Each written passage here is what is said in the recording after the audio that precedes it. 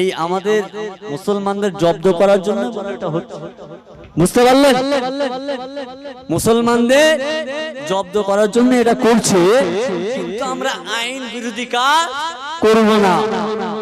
যেহেতু বলেছে আমাদের মুখ্যমন্ত্রী যে গরু খাওয়া যাবে না, গরু জবাই করা যাবে 14 বছরের পরে। ও গরু এখানে আনলি মানে ঠেলে ঠেলে নিয়ে আসতে, বুঝতে পারেন? চুপ করো, বুঝতে পারেননি? মুসলমান এত জব্দ করা করছে, আমরা ঠিক আছে, আমরা সব মেনে নিলাম, আমরা আইন বিরোধী কাজ করব না। আমাদের ওখানে গ্রামে অনেক গরু কেনা হয়ে গেছে সত্যি কুরবানির জন্য। এখন এমন এমন সিচুয়েশন আসছে যে এরকমও ধোকা দিতে পারে, এরকম হতে পারে যে হয়তো বৃহস্পতিবারের আগে হয়তো আমাদের যত সম্ভবত ঈদুল আজহা বৃহস্পতিবার পূরণ হবে, বুধবার হবে, মঙ্গলবার হয়তো রাতের বেলা সিআরপিএফ আসতে পারে, বুঝতে পারলেন? রাতের বেলা হয়তো তল্লাশি হতে পারে যে কার কার বাড়ি গরু আছে, বুঝতে পারলেন? সেই জন্য সব দিকে সচল থাকবেন, কোনো ফাঁদে পা দেবেন না। আমরা মুসলমান, কারোর প্রচলনায় পা দেবেন না। এখন খুব এই দাড়ি টুপি গুলো খুব ভয়ঙ্কর ব্যাপার। আমাদের এই সিজন অনেক জলসা আছে, অনেক দূরে দূরে, এখন টেনশনের মধ্যে। সত্যি চাচা, যখন মাঝরাতে জলসায় যায় তখন টেনশন হয়, রাস্তাঘাটের ভয় লাগে। রাতের বেলা তো রাস্তা পুরো ফাঁকা থাকে, তো জঙ্গলের মাঝখান দিয়ে রাস্তার মধ্যে ভয় আছে। সেই জন্য এখন মুসলমানদের খুব হিসেব করে চলতে হবে, খুব হিসেব করে কথা বলতে হবে। আপনাকে দেখে যা কিছু বলে আপনি তার কথায় না কথা বলে মুখ বুঝিয়ে চলে আসলেন।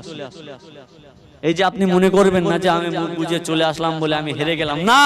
আল্লাহ রাসূল বললেন উম্মত যদি মনে করে হেও করা হচ্ছে, ছোট করা হচ্ছে, আল্লাহ রাসূল জানালেন সে যদি আমার কথা মানে, আমার কথাকে মান্যতা দেয়, কিয়ামতের ময়দানে মাহশরে উম্মতিকে ধরে ধরে নিয়ে আসবো আর বলবো, ও আমার উম্মতিরা, এই বান্দাটা, এই উম্মতিরা আমার কথা চিন্তা করে অন্য গায়ের মুসলমান, গায়ের ভাই একটা খারাপ কথা বলেছিল, সেই খারাপ কথায় পা না দিয়ে এই কথাটা এড়িয়ে চলে এসেছিল।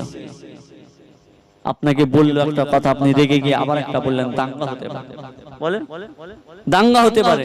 এখন ওরা বসে আছে, কিছু বললেই ধরবে, বুঝতে পারলেন না? কিছু বললেই ওরা ধরবে। যাই হোক, যতটা পারে ওর থেকে দূরে থাকবেন, সচল হয়ে থাকবেন। ইমাম সাহেবের কাছে নোটিশ এসছে, ইমাম সাহেব যে হিসেবে কথা বলে আপনারা সেই হিসেবে। বর্তমান যা পরিস্থিতি মুসলমানের জন্য খুব কঠিন। আজকে এই কঠিন জায়গাটা কাদের জন্য হয়েছে? আমাদের কারণে আজকে আমাদের, বুঝতে পারলেন? তো যাই হোক, আল্লাহ পাক রব্বুল আলামিন দুনিয়ার জমিনে আমাদের পাঠিয়েছে খুব অল্প সময়ের জন্য, জানেন তো? এমন কেউ আছে তো বলতে পারবে আমি 100 বছর আমার হায়াত দিয়েছে, আমার 75, আমার 60 আছে? কেউ নেই। তাহলে আমরা যেহেতু জানি না দুনিয়ার জমিনে কত সময় পর্যন্ত থাকবো, তাহলে আমাদের কিসের এত বাহাদুরি? বুঝাতে পারলাম? আপনি জানেন না জলসা শেষ করে ঘরে ফিরতে পারবো কিনা, জানেন? কারোর ক্ষমতা আছে বলা? কেউ জানে না, কেউই বলতে পারে না যে আমি এখন থাকবো কি থাকবো। অমুক লোককে কথা দিয়ে আসলেন, অমুক লোককে ঠকিয়ে এখানে জলসা শুনছেন, নামাজ কাজা করে জলসা শুনছেন, নামাজ কাজা করে দুনিয়া বিকাশ করছেন। আপনি জানেন আজকের দিন হয়তো আপনার জন্য শেষ। জানে আল্লাহ পাক কোরআনের মধ্যে জানালেন, কুল্লু নাফসিন যায়িকাতুল মাউত, প্রত্যেক মুমিন মুসলমান প্রাণী মৃত্যুর স্বাদ গ্রহণ করতে হবে।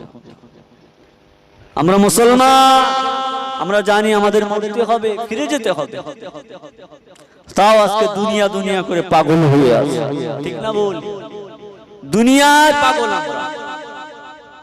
আমরা সব কিছু জানি। নামাজ পড়লে কি হবে, নামাজ না পড়লে কি হবে, লোককে ঠকালে কি হবে, মিথ্যা কথা বললে কি হবে, মিথ্যা কথা না বললে কি হবে, আমরা সকলেই অবগত আছি, সকলেই অবগত আছি। কিন্তু আমরা সব দিকে ঠিক আছে, দুনিয়ার মায়ায় ঠিক আছে, দুনিয়ার লোভে ঠিক আছে, কিন্তু মেন জায়গায় আমরা বুঝতে পারি না, মেন জায়গায় বুঝতে পারি না। আল্লাহ থেকে দূরে রইলাম, আল্লাহ থেকে গাফিল রইলাম। আল্লাহ পাক বলতে লাগলেন, ও আমার বান্দারা, এমন বান্দা থাকার থেকে দুনিয়ার জমিনে বিদায় হওয়া থেকে ভালো। দুনিয়ার জমিনে সংসার করছো, সংসার ধর্ম আছে, বাচ্চা আছে, বিবি আছে, সংসার করে যাচ্ছ, দুনিয়ার জমিন নিয়ে চলছো, কিন্তু সে আল্লাহকে ভুলে গেলে। যে আল্লাহ সকাল হলে তোমাকে এই পা দুটো সুস্থ রেখেছে সকালে হেঁটে যাওয়ার জন্য, বুঝতে পারলেন না? আল্লাহ তো আপনাকে পঙ্গু করে রাখতে পারত, যে আমার এই বান্দাটা আজকে ফজরের নামাজ পড়েনি, কি কারণে করে? আল্লাহ আমাদের ভালোবাসে, আল্লাহ আমাদের ভালোবাসে, আর আমরা সেই সুযোগটাকে নিয়ে সৎ ব্যবহার করছি। হাতে 1 লাখ চলে এসে এখন ধরে রাখ, পরে যাবে দেখা। কথা বোঝাতে পারলাম? আল্লাহ আমাদের সুযোগ দিয়েছে, ছাড় দেবেন। ও আমার মুসলমান ঘরের ছেলেরা, ও নেবাগর উম্মতিরা, আপনাদের ঘরে জানিয়ে দিয়ে গেলাম আল্লাহ পাক ঘোষণা করে দিলেন, ও আমার বান্দা বান্দীরা, ও আমার বান্দা বান্দীরা, শোনো শোনো শোনো, ও আমার বান্দা বান্দীরা, শোনো শোনো শোনো, আমি আল্লাহ পাক জানিয়ে দিলাম, আমি তোমাদেরকে ছাড় দিয়ে দিলাম, আমি তোমাদেরকে ছাড় দিয়ে দিলাম। কাল কিয়ামতের ময়দানে মাহশরে এক এক করে যখন হিসাব নিকাশ হবে, আমি আল্লাহ পাক তখন কিন্তু তোমাদেরকে ছেড়ে দেব না। এখন ছাড় দিয়েছে, দেখবে এই এখন কুরবানির সময় গরু, এখন আমাদের ওদিকে ধান সব উঠে গেছে, বুঝলে? এখন মোটামুটি গরু সব ছেড়ে দিই। গরু ছেড়ে দিলে কি আর সন্ধ্যাবেলা গোয়ালা এখন খোলা পেস 1-1.5 বছর পর চষ সারা মাঠ চষতে সময় হলে যে সন্ধ্যা হবে গোয়ালে ফিরতে হবে, এই খবর নেই। আমরাও গরুর মতো, আমরা গরুর থেকে খারাপ। ঠিক বললাম না চাচা? হয়তো কথাটা একটু টক টক, কিন্তু বাস্তব।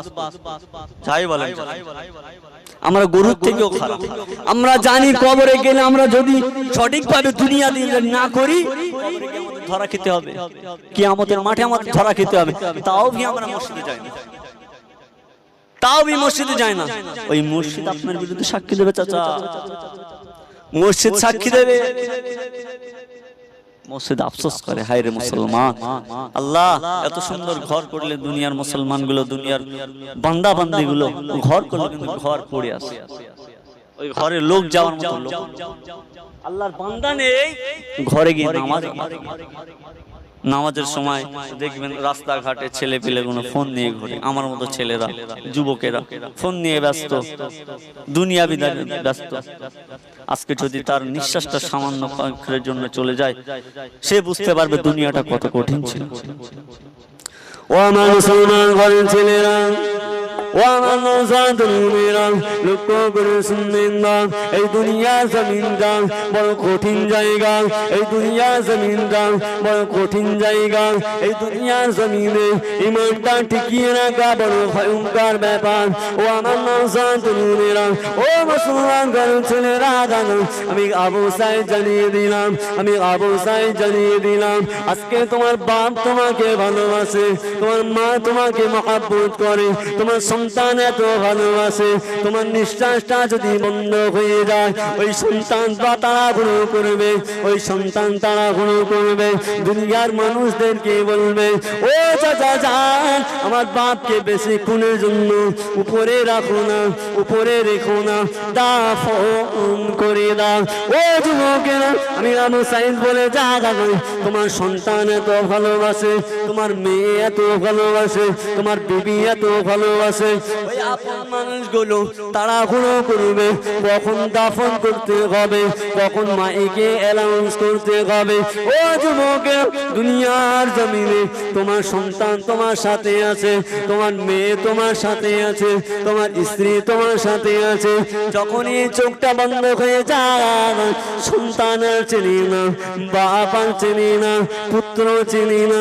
ও আমার মুসলমান ঘরের ছেলেরা, ও আমার নওজওয়ানেরা, ও আমার আল্লাহওয়ালা বাবাজিরা এখন থেকে নিজের কবরের পাতিও সঞ্চয় করতে নিন। আল্লাহ পাক রব্বুল আলামিন আমাদেরকে ছাড় দিয়ে রেখেছেন, কিন্তু কিয়ামতের দিনে আমাদেরকে ছেড়ে দেবেন না। ও যুবকেরা, ও আমার মুসলমান ছেলেরা, লক্ষ্য করে শুনবেন না, এই দুনিয়ার জমিনে যতদিন আল্লাহ পাক হায়াতে রেখেছে, আল্লাহ পাক যতদিন হায়াতে রেখেছে, সুস্থ হালাতে আছেন, সুস্থ অবস্থাতে আছেন, আল্লাহর ঘরে ফিরে এসুন, আল্লাহর ঘরে ফিরে এসুন। কেননা দুনিয়ার কোনো ক্ষমতা নাই, দুনিয়ার কোনো আলেমের ক্ষমতা নাই ওই কবর জিন্দেগি পার করে দেবে।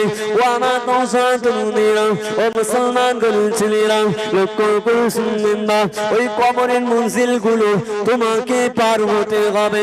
তোমাকে কেউ হাত ধরবে না, তোমার কেউ হাতটা ধরবে না, তোমার আমল তোমার হাত ধরতে পারে।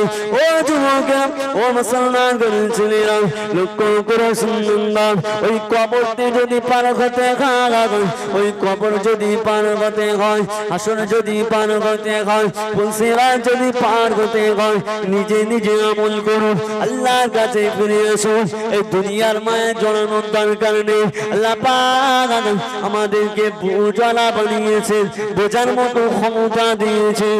আজকে আমরা বুঝিও না বোঝার ভান করি। আমি সর্বপ্রথমে বলেছিলাম আমরা এমন এক মানুষ, এমন এক বান্দা, আমি কথা অনেক বড় কথা বলে ফেললাম। আমরা হলাম গরু জাত। কেন? ওই গরু যখন 1 বছর বাঁধার পরে যখন গরুকে ছেড়ে দেওয়া হয়, ওই গরু গোয়ালে ঢোকার কথা মনে হয় না। আমরা হলাম তেমন মুসলমান, মায়ের পেট থেকে হবার পর থেকে সেই সময় থেকে আমাদের ছাড় দেওয়া হয়েছিল, আজ পর্যন্ত একবারও মনে হয় না আল্লাহর ঘরে ফিরে যেতে হবে, আল্লাহর কাছে ফিরে যেতে হবে।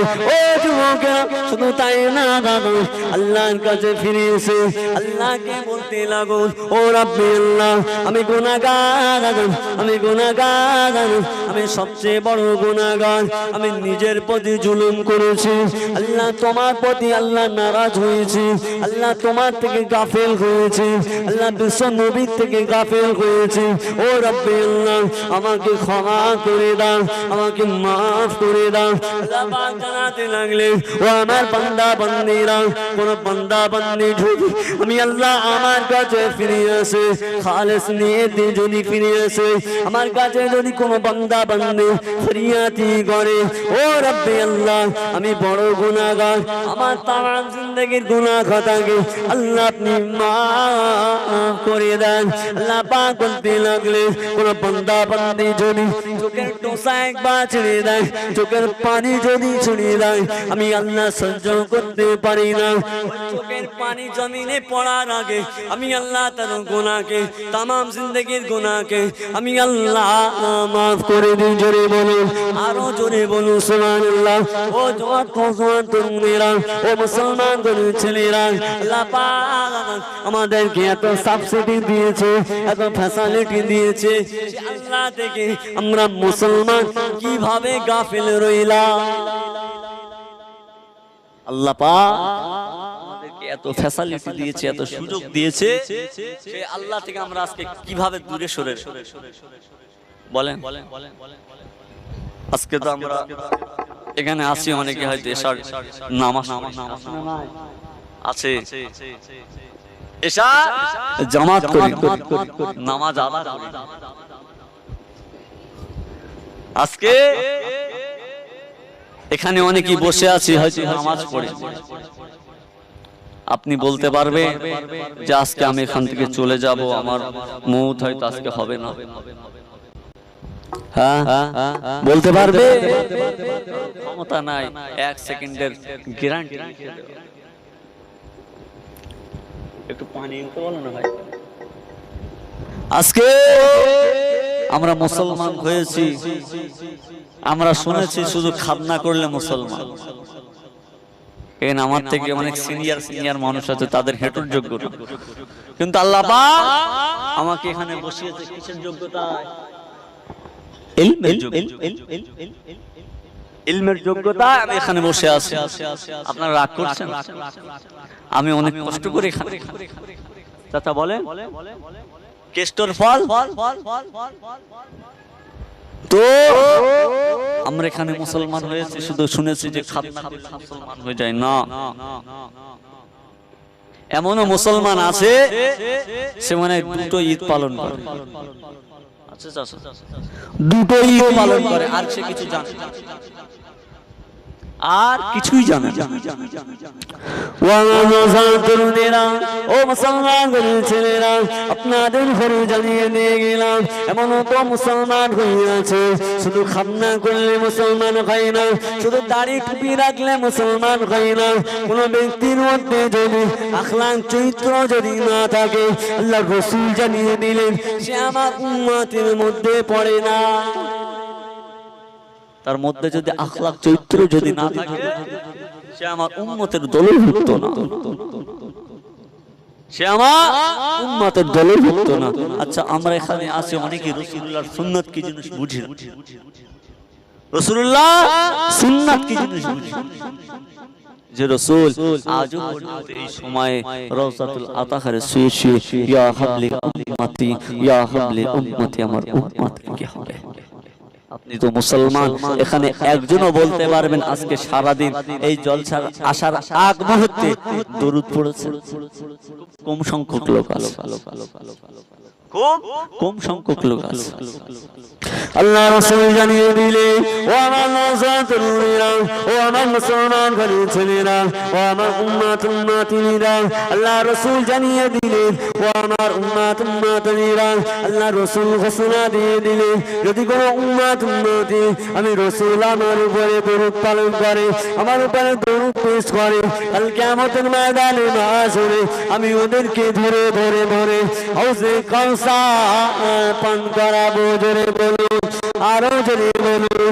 ও আমার নওজওয়ানেরা, ও মুসলমান ঘরের ছেলেরা, আল্লাহ রাসূল আবার ঘোষণা করে দিলেন, আল্লাহ রাসূল জানিয়ে দিলেন, যদি কোনো মানুষ, যদি কোনো উম্মতি আমি রাসূল আমাকে মহব্বত করে, আমি রাসূল আমাকে প্রেম করে, আমি রাসূল আমাকে ভালোবাসে, আমি রাসূল জানিয়ে দিয়ে গেলাম, কোনো কারণবশত যদি, কোনো কারণবশত যদি গ্রেফতার হয়ে যায়, ধরা পড়ে যায়, আমি রাসূল নিজে তার জন্য শাফাত জারিয়া হয়ে যাব।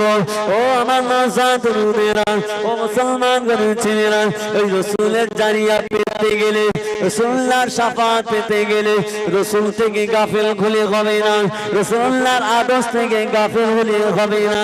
রাসূলুল্লাহর সুন্নাতকে নিজের জীবনে বাস্তবায়ন করা শুরু করুন, কারণ এই দুনিয়ার জমিন আপনাকে ভালো কিছু দেবে না, এই দুনিয়ার জমিন আপনাকে ভালো কিছু দিতে পারে না।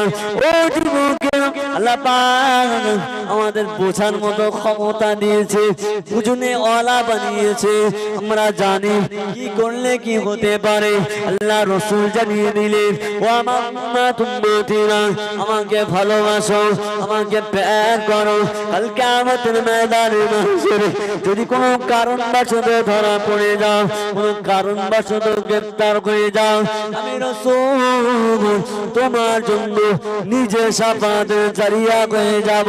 যে দিনেতে নবীরা পর্যন্ত নফসি নফসি করবে, নবীরা পর্যন্ত ভয়ের মধ্যে থাকবে, সেই দিনেতে এক শ্রেণীর উম্মতরা আল্লাহ রাসূলের কাছে যাবে, ও আমার রাসূল আমাদের উপায় কি হবে। আমার রাসূল সেই সময় বলবে, ও আমার উম্মতিরা, আমি রাসূল জানিয়ে দিলাম, যদি কোনো উম্মতি আমাকে ভালোবেসেছো, আমাকে মহব্বত করেছো, তোমাদের চিন্তা করা লাগবে না, চিন্তা করতে হবে না, তোমাদের চিন্তা ভাবনা করতে হবে না, আমি রাসূল তোমাদের জন্য শাফাত করব। ও আমার নওজওয়ানেরা, ও আমার মুরব্বিয়ান বাপ-জানেরা, লক্ষ্য করে শুনবেন বা, এই রাসূলুল্লাহর শাফাত পেতে গেলে আল্লাহ রাসূলের আদর্শকে ফলো করুন। আমাদের সমাজে দেখতে পাওয়া যায় রাসূলুল্লাহর আদর্শ বলতে খুব কম সংখ্যক দেখতে পাওয়া যায়। ধরতে গেলে আমাদের মধ্যে রাসূলুল্লাহর আদর্শ বলতে জিনিসটাই নেই। শুধু কি আছে জানে, সবাই আলেম, সবাই সবাই আলেম। আজকে দুনিয়ার জমিনে বাজারে ঘাটে সবাই দেখবেন কিছু কিছু মুরব্বিয়ানরা আছে, চাচারা আছে, জানি না কিতাব পড়েছে কি না, ওই অবস্থায় কি করে। তো সেই সব মুরব্বিদের আল্লাহ রসুল জানিয়ে দিলেন, আমার এমন শ্রেণীর উম্মতিরা আছে যারা আমার হাদিসকে ব্যঙ্গ করবে, মানুষকে ভুল বোঝা। কাল কিয়ামতের ময়দানে মাহশরে রাসূলুল্লাহ তাদের হাত ধরে হিড় হিড় করে আল্লাহর সামনে হাজির করবে। আমি যে কথাটা বলিনি তুমি সেই কথাটা কেন বলেছো? বলতে পারলাম যে কথা রাসূলুল্লাহ বলেনি সেই কথা কেন? সেই জন্য বলছি বা ভুলভাল কথা থেকে দূরে থাকবেন। এই ঈমানটা কেমন জানেন? ঈমানটা কি বলেন? ঈমান দেখা যায়? ঈমান দেখা যায় না? কেউ আছে ঈমান দেখা যায়? ঈমান দেখা যায়? বলেন ঈমান দেখা যায়? আল্লাহকে দেখতে পান? আল্লাহকে দেখা যায়? আল্লাহকে দেখা যায় না যেমন চাচা ঈমানকেও দেখা যায় না, ঈমান নিজের ভিতরেই থাকে। ঈমান কি? ঈমান নিজের বাক্য যেটা মুখ দিয়ে বাড়ায় ওইটার নাম ঈমান। রসুলকে 100 বার রসুলকে ভালোবাসলে ঈমান। ঈমান দেখা যায় না, ঈমান নিজের মধ্যেই থাকে। ঈমান নিজের মধ্যেই থাকে, ঈমান দেখা যায় না। যেমন আল্লাহ এক, আল্লাহকে দেখা যায় না, সে তেমনি ভাবে ঈমানকে দেখা যায় না। আল্লাহ রাসূল বললেন ঈমানদার মানুষ চেনার লক্ষণ হলো কি? তার মুখের কথা, তার জিহ্বা। ঈমানদার মানুষকে চেনার লক্ষণ হচ্ছে তার মুখ। বলতে জিভ, তার মুখ দিয়ে কি কথা বার হচ্ছে। ঈমানদারের মুখ থেকে জীবনে খারাপ কথা বার হতে পারে না। সেই জন্য ঈমানকে বর্তমান সময়ে টিকিয়ে রাখা খুব ভয়ঙ্কর ব্যাপার। সেই জন্য আপনাদের ঘরে একটা কথা বলে যায়, হয়তো ছোট মানুষ, যতদিন আল্লাহ পাক রব্বুল আলামিন হায়াতে রেখেছে ঈমানটাকে সঠিকভাবে বাঁচিয়ে রাখার দায়িত্ব কিন্তু আপনার। আপনার কবরে আপনার ভাই যাবে না, বন্ধু যাবে না, বাপ যাবে না, আপনার কবরে আপনাকে। আল্লাহ পাক রব্বুল আলামিন কোরআনের মধ্যে ঘোষণা করে দিলেন কুল্লু নাফসিন যায়িকাতুল মাউত। প্রত্যেক মুমিন মুসলমানকে মৃত্যু স্বাদ গ্রহণ করতে হবে। দুনিয়ার জমিনের ক্ষমতা নাই, কোন ব্যক্তির ক্ষমতা নাই এই দুনিয়ার মরণ থেকে, এই দুনিয়ার মৃত্যু থেকে সে লুকিয়ে থাকবে, সে আড়ালে থাকবে। ও আমার নওজওয়ানেরা, একটা কথা ভালো করে বুঝবেন, যতক্ষণ পর্যন্ত আমার মুখ দিয়ে কথা বার হচ্ছে, আল্লাহ আল্লাহ রসুলের কথা বার হচ্ছে, কবরের কথা বার হচ্ছে, আমাদের মধ্যে এইটুকু মনে হয় আজ থেকে হয়তো ভালো হয়ে যাব, আজ থেকে হয়তো ভালো হয়ে যাব। যে মাহফিল ছেড়ে পার হয়ে যায়, আল্লাহর কথা ভুলে যায়, আল্লাহ রসুলের কথা ভুলে যায়, এখান থেকে যে বার হয়ে যাব সব ভুলে যাবে। তখন দুনিয়াবি কথা মনে পড়ে, তখন দুনিয়াবি কথা মনে পড়ে, কার কি করতে হবে, কার কত দিতে হবে, কোথায় গিয়েছিলাম, কালকে কোথায় যাব, কালকে হাড়োয়া বাজারে যেতে হবে, মাছ নিয়ে যেতে হবে, বিভিন্ন টেনশন। টেনশন হয় না? আমাদের সবারই টেনশন, কিন্তু টেনশনের ভিতরে আল্লাহকে রাজি খুশি করতে হবে, ঠিক না ভুল? আল্লাহকে এই টেনশনের ভিতরেই রাজি খুশি করতে হবে। আল্লাহ যেখানে রাজি নেই সেখানে দুনিয়া বেকার, যেখানে রাসূলুল্লাহ রাজি নেই সেখানে দুনিয়া বেকার। আজকে আল্লাহ পাক কোরআনের মধ্যে ঘোষণা করলেন আকিমুস সালাতা ওয়া আতুজ যাকাত, নামাজ। আজকে আমরা নামাজ থেকেই গাফিল, বলেন আমরা নামাজ থেকেই গাফিল। আজকে নামাজ থেকে আমরা দূরে রইলাম, যে নামাজ ছাড়া দুনিয়ার কোনো আমল কাজে আসে, যে নামাজ ছাড়া দুনিয়া অন্ধকার, যে নামাজ ছাড়া দুনিয়া শেষ, যে নামাজ ছাড়া আখিরাত ঝাপসা, সেই নামাজই আমরা বাদ দিয়ে রেখেছি। নামাজ ছাড়া অন্য কি আছে তুমি সেটা বলো, এরকম কোনো কথা আছে? আগে সর্বপ্রথম আমাদের নামাজ আদায়, কি বললাম? সর্বপ্রথম নামাজ। ও আমার মুসলমান ঘরের ছেলেরা, ও ও আমার তোমরা সব মুসলমান ঘরের ছেলেরা, আল্লাহ রসুল কেমন ভাবে নামাজ পড়েছিল, আল্লাহ রসুল কিভাবে নামাজ পড়তে বলেছিল। ও আমার নওজোয়ান তরুণেরা, ও আমার মুসলমান ঘরের ছেলেরা, আল্লাহ রসুল কিভাবে নামাজ পড়েছিল, আমরা মুসলমান কিভাবে নামাজ পড়ি। ও আমার তরুণেরা, ও আমার আল্লাহওয়ালা বাপ জানেরা, নামাজ পড়েছিল হযরত আলী রাদিয়াল্লাহু তাআলা আনহু কেমন ভাবে নামাজ পড়েছিল। এমন তো সময় যুদ্ধের ঘোষণা হয়ে গেল, এমন তো সময় দেখতে পাওয়া যায় যুদ্ধ চালু হয়ে গেল, যুদ্ধের তামামা বেজে গেল। ও আমার তরুণেরা, ও মুসলমান ঘরের ছেলেরা, আল্লাহ রসুল ঘোষণা করে দিল যুদ্ধের সময় আল্লাহর ওলি, আল্লাহর পাকের সাহাবী হযরত আলী রাদিয়াল্লাহু তাআলা আনহু যুদ্ধের ময়দানে নেমে পড়লেন। এমন তো সময় দেখতে পাওয়া যায় যুদ্ধ করতে করতে করতে আলী হুজুরের পায়ে একটা তীর ঢুকে গেল। ও আমার নওজোয়ান তরুণেরা, ও মুসলমান ঘরের ছেলেরা, নামাজ কেমন পড়েছিল তারা, আর আমরা কিভাবে নামাজ পড়িবা। আল্লাহ পাকের সাহাবী, আল্লাহ পাকের সাহাবী, আল্লাহ পাক নবীর সাহাবীর পায়ে যখন তীরটা ঢুকে গেল, যন্ত্রণায় ছটফট পটপট করতে লাগলো, যন্ত্রণায় কাতরাতে লাগলো। এমন তো সময় দেখতে পাওয়া যায় আল্লাহ নবী ঘোষণা করে দিল, আল্লাহ নবী জানিয়ে দিয়ে গেল, ও আমার সাহাবীরা, আমার আলীকে নামাজের মধ্যে দাঁড়াতে বলো, আমার আলীকে নামাজের মধ্যে দাঁড়াতে বলো। ও যুবকেরা, আল্লাহ নবীর সাহাবী হযরত আলী রাদিয়াল্লাহু তাআলা আনহু নামাজের মধ্যে দাঁড়িয়ে গেল, নামাজের মধ্যে দাঁড়িয়ে গেল। এমন তো সময় দেখতে পাওয়া যায় আল্লাহ নবী ঘোষণা দিয়ে দিলেন, ও আমার সাহাবীরা, ও আমার সাহাবীরা, আমার আলী যখন নামাজের মধ্যে দাঁড়িয়ে যাবে, আমার আলী যখন নামাজের মধ্যে দাঁড়িয়ে যাবে, সেই মুহূর্তে আলীর পায়ের তীরটা পার করে নেবে। ও আমার মুসলমান ঘরের ছেলেরা, ও আমার মুসলমান ঘরের নওজোয়ান তরুণেরা, আল্লাহ পাক রব্বুল আলামিন আমাদেরকে বুঝনেওয়ালা বানিয়েছেন। কানটা এদিকে দিয়ে শুনুন। এমন তো সময় দেখতে পাওয়া যায় হযরত আলী রাদিয়াল্লাহু তাআলা আনহু পায়ের তীরটা যে কোনো এক সাহাবী বার করে দিল। এমন তো সময় দেখতে পাওয়া যায় হযরত আলী হুজুর নামাজ শেষ করলো, বৈঠকে যাওয়ার পরে সালাম ফিরিয়ে দিলেন। ও আমার নওজোয়ান তরুণেরা, ও মুসলমান ঘরের ছেলেরা, লক্ষ্য করে শুনবেন। বাপ আলী রাদিয়াল্লাহু তাআলা আনহু বর্ণনা করা শুরু করলেন।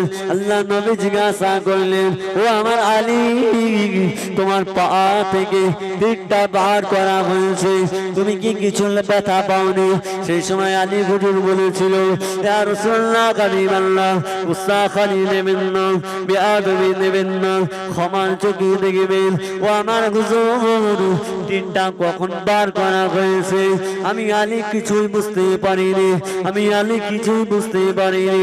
ও যুবকেরা, ও আমার মুসলমান ঘরের ছেলেরা, কেমন ভাবে নামাজ পড়েছিল, কেমন ভাবে নামাজের মধ্যে মশগুল হয়েছিল।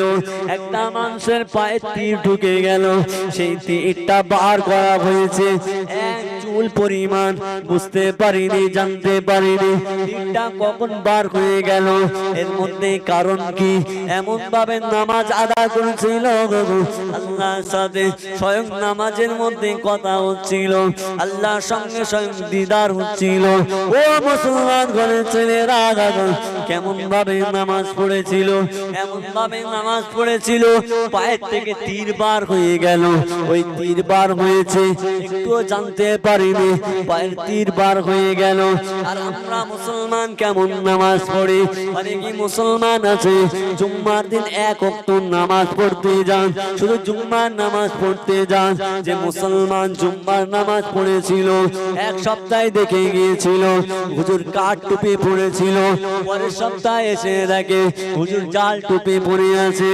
ও মুসলমান ঘরের ছেলেরা, নামাজে দাঁড়ালে আপনি যখন তাহারিমা বদলেন চোখটা কোথায় পড়বে, আপনার হাতটা কিভাবে ধরবে, সালামটা কিভাবে ফেরাবে।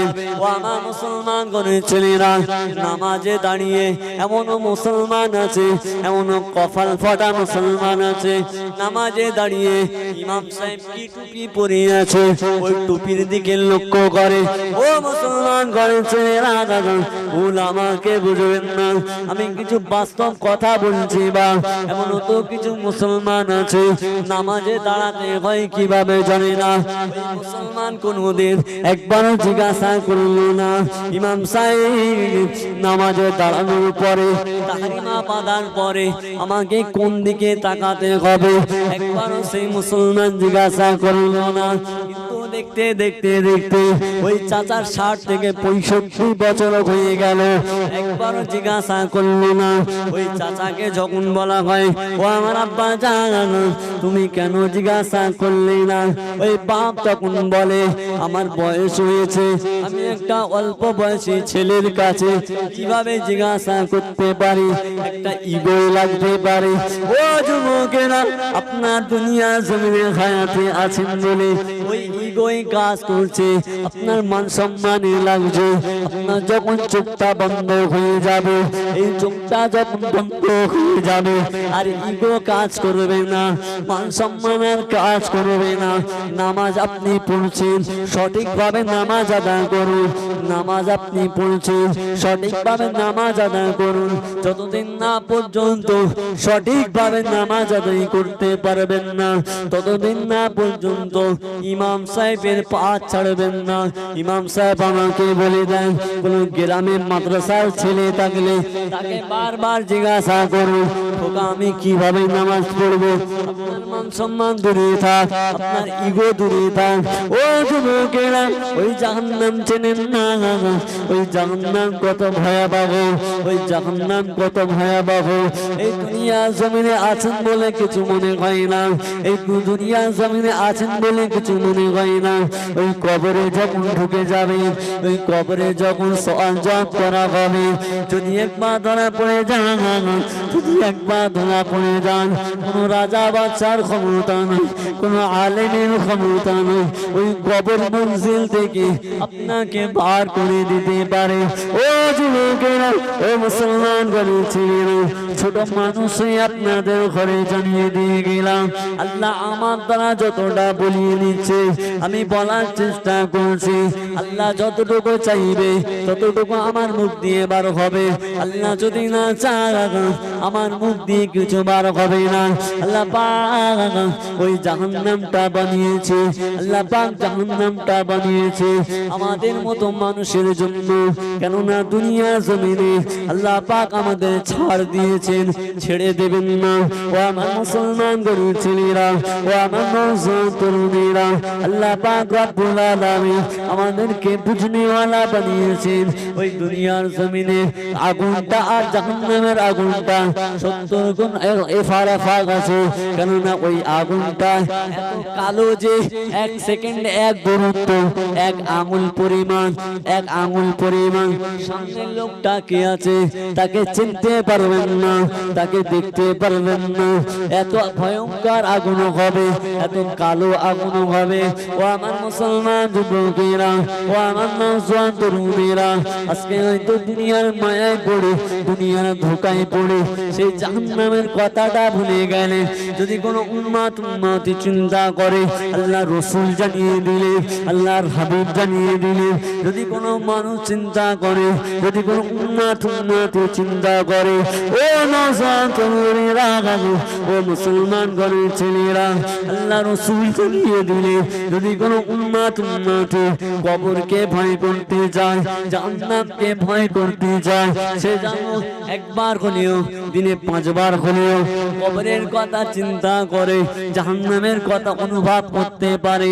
আল্লাহ পাকের নবী আমাদের ঘরে ঘোষণা করলেন, হাদিসে বুখারীর মধ্যে পাওয়া যায়, হাদিসে বুখারীর মধ্যে পাওয়া যায়, এমন শ্রেণীর লোক দেখতে পাওয়া যাবে, এমন শ্রেণীর লোক দেখতে পাওয়া যাবে 5 ওয়াক্ত নামাজ আদায় করবে, মুখে দাড়ি থাকবে, সুন্নতি লেবাস থাকবে, ওই মানুষগুলো জাহান্নামী হবে। তরুণেরা